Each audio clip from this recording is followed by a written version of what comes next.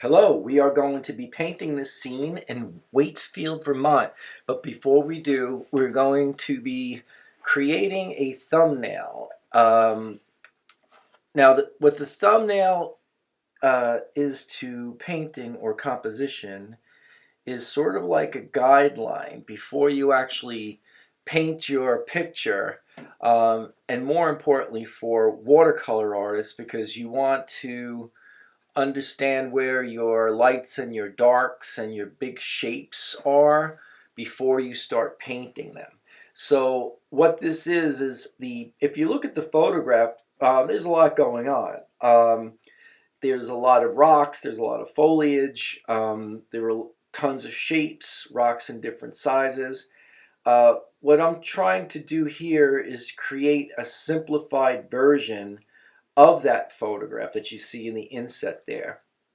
I'm trying to also simplify some of the foreground shapes. I don't want to have that line of little boulders right in the front. I think it takes away from the rocks and the focal point that I want to create in those wedged shaped rocks in the background. So you can see that's really what I'm trying to focus on. There's more contrast, there's deeper shadows in those areas, and I want that to translate into the painting. So you're probably wondering, well, why don't you just do this on the paper right before you paint it? Well, yeah, you can, but you're going to get a really muddy looking watercolor. This is it's a compositional sketch plus a tonal sketch as well. I can see just by the indication of the halftones and the darks where I want to establish my strong lights and darks on the whole composition. So here we go. What I'm going to be doing with this painting, since there was like an overall pallor of a kind of a gray, it seemed to be like a grayish day overall. I gave the whole painting a wash, and you can actually see it in the left-hand corner where there's a little white still popping through. So that's probably about a 2% gray, if I had to give a percentage to that background wash. Now I'm just basically blocking in big shapes. I don't want to have my painting look spotty and all over the place as far as like contrasts and lights and darks and edges. I want to represent the background colors very broadly and largely, like we're seeing here now. Most of that background is wet into wet. I did spray it earlier. I don't know if you saw the little bottle. But you'll see, and there it goes. You see that picture that just ran by? That is the original thumbnail sketch. And every once in a while, I'll take it out and look at it, and you should too. The whole idea is to reference your thumbnail, and I'm still also referencing the photograph too for general color, and then at the end for some detail. The idea is not to be too much of a slave to the photograph, or else your watercolor is going to start to look a little overworked, and that's the one thing you don't want to do in watercolor. You want to try to keep your work looking as spontaneous as possible. Now, whether I achieved that or not, I'm not sure, but I think I kept most of the big general shapes clean. The background, you'll actually see parts of that background sort of goes through the rest of the painting at the very end. Now that little line that I scraped out, you see I'm scraping out these little lines to indicate some of the branches that are falling down. That diagonal one line right in the middle, that's indicating a fallen tree trunk. So that's really what that is. And you'll see what happens at the coming to the end. You'll see how that kind of materializes into a full tree trunk. Okay, so the colors that I'm using for the background are predominantly sap green, burnt sienna, permanent green for the lighter tones of green, There is also some cerulean blue and ultramarine blue that I'm using for the grays. Now I think at some point my unfortunately my camera wasn't turned on, and you'll just see almost immediately the water on the next video. It'll just kind of pop in. We still have a little time before that, but watch as I'm working on. They're still working wet into wet. You can tell by the way the color application, the washes are kind of bleeding through. So that backdrop is still, that area I'm painting in now is still very wet, okay? And that's what I want. I want softer edges at first, and then I'll get a little bit more specific later on. But right now, I'm just looking to create these nice subtle forms. And here we go. This is what I was talking about earlier. The water. I did use a little turquoise blue and spotted it with some cadmium red, burnt sienna. You can see it in the water. It's kind of like broken up. Those spots there, they actually do have a purpose. Those are to kind of indicate the rocks underneath the water. You know, the rivers, the stream, you know, probably wasn't more than a couple of feet deep in any given area. So you can see right through the bottom. And since it's, you know, mountain spring, it's very clear. So you could paint those rocks in a little bit more. I could have in my painting. I think I just indicate them just enough. But the idea here is I wanted the eye to go to the rock formations, not the water, and not the rocks in the foreground, especially the rocks in the lower left-hand corner. Now here I'm just establishing some shapes. I'm going back over.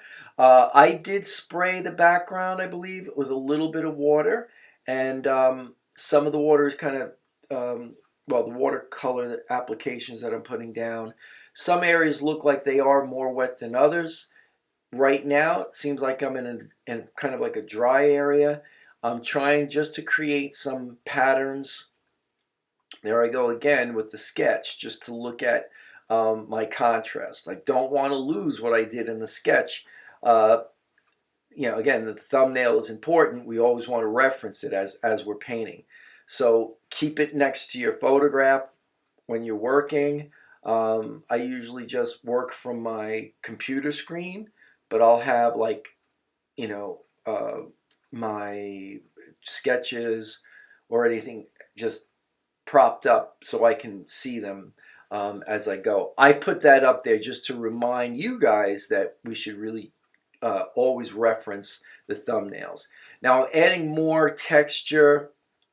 And again, if you reference the photograph of the original reference picture, you'll see that there's a lot of texture. Now I'm trying to simplify that. I'm looking for contrast areas where I can create these deep recesses in the picture and also have my my lighter version or my lighter shapes, you know, in the well, wherever they are. Here they're really in the midground, but I want them to be strong and I want to have that contrast. Notice that even in the little tree to like the far right, the one on the diagonal, it's not just like one line. It's actually broken up. That is the way to express a shape without getting too linear. Breaking the shapes up into little, you know, little areas like where it gets gray and then white, and it looks like it's almost broken up, and that's the way to create a tree. Even the same goes for the tree to the just to the left in the middle of the painting. That tree is broken up quite a bit. So it's a suggestion. We're seeing a lot of stuff there, but there's really no detail. It's just light shadows, forms that are washed on, that are indicating texture of the tree. It's not actually texture. Okay, so there's a big difference between rendered texture and implied or suggested texture. Okay, so now I'm adding a little bit of a warm tone in the foreground. You can see where those leaves will be later on. Now they look like they're kind of just sitting. They could be underwater. They're a little blurry. That's the effect I was going for. Plus, by having that warm kind of washy tone, helps the preceding layers that when I start to add a little bit more color on those leaves, they won't look as jarring. It won't like I have like a reddish, golden red leaf on a turquoise blue background. That would be way too stark. So you have to think of these things way in advance. And here we go. So notice I'm using a flat brush. Now the reason for this is I can get more rock shapes, you know, a little bit more jaded. I do go back and forth to my regular wash brushes, the soaker brushes, and just add some dark. I'm adding darks in. So what I'm trying to do here is just trying to create more and more contrast as I go forward. Apologize for the paper on an angle there, but I think on the next clip it goes away.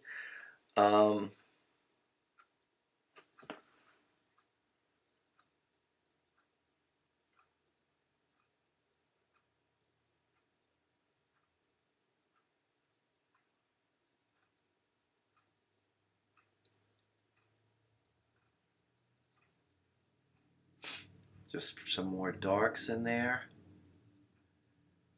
And, okay, more accents as I go forward, and now I'm adding a little bit more color to the water. I do want to have some variation of tone throughout the water areas, and this is how I'm trying to achieve wet into wet textures, kind of like a misty water, because you have to remember too, the water's kind of moving, so there is some movement to the water, and I'm just adding more and more little embellishments, more brown, just to kind of indicate some of the rocks that are underneath the surface of the water. Now establishing more darks, some texture as well on some of the rocks there on the side, and also kind of dry brushing some areas too, again to add a little texture. You can use color there, greens, browns. You can kind of scrub in what looks like some moss on the sides of the rocks. That's it's definitely advisable because there was a lot of moss, especially on the rock surfaces, more so in the shadow areas.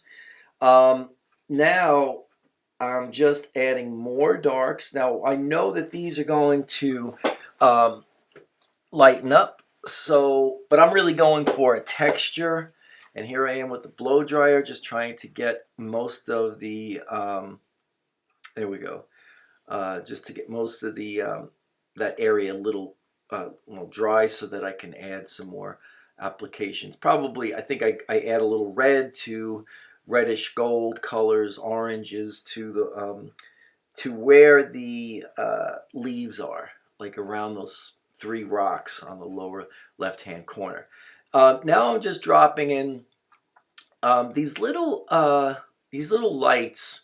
Now what they represent are the water texture, a little bit, just some bubbles, just to give it the illusion that there is some water there. Little dots, could be an insect. Here they're just some rocks, tops of rocks that are exposed. Since I put those colors on over there in the background, those two little spots on the right hand side, I felt I needed to kind of put some of that blue on at least one rock in the foreground. Now these are just little dots, again indicating some water. It's pretty much all it is. Now while I have that white on my brush, that is my opaque white, Pro White, or Dr. Martin's bleed proof white, which does basically the same thing. I'm just adding some little bits of foliage hanging over. It's probably one of the reasons why I got so dark in that area, because I wanted to show that overhanging branch with some remaining leaves there, some of those brown leaves. You can really only achieve that with opaque. I can't see any other way. I don't like using masking fluid on areas like that, because you don't really know where they're going to show up when the painting progresses. So you're kind of like a slave to whatever marks that are made. So they're not really conducive to like the creative process. They're a little too outlined. Even if you take your time and you you paint them just right, it's always a little off. So unless you're doing like big shapes, because a lot of people ask me, well, when do you use masking fluid? Like when's the best time to use it? Usually if you're doing like a floral, like a rose or a flower, a bright flower against a dark background, that's exactly when I would use it, because it seemed to work. Because you can paint around those shapes a lot easier than if you try to paint the dark around. So some artists can do that really well. Some artists have a tendency to get some of the darks into the light area and could ruin a beautiful flower painting. So that's when the masking fluid is used the best. Now here I am still going over and adding more and more. Now I'm adding just a little bit of purple. I feel that the painting needs like another softer color. It seemed to be overwhelmed by greens and grays. So I'm adding, like even now, like I'm just adding a little bit of white on the top of that rock. What does happen with the Pro White, that opaque white paint, it does have a tendency to just absorb any pigment that it goes over. So usually you put a little bit down, and you'll notice even just by watching the video that those little marks that I made almost disappear. And that's kind of what you want. Like you don't want them to be too obtrusive. Plus, if you don't like a line, it's not like you're making something, that's so, think of it as not being so permanent, so you don't have to worry too much about, making a bad mistake, because you can always dab them out while they're still wet. Now here, going back, like I was talking about earlier, I'm just adding now a few of the leaves that are just sitting on the surface.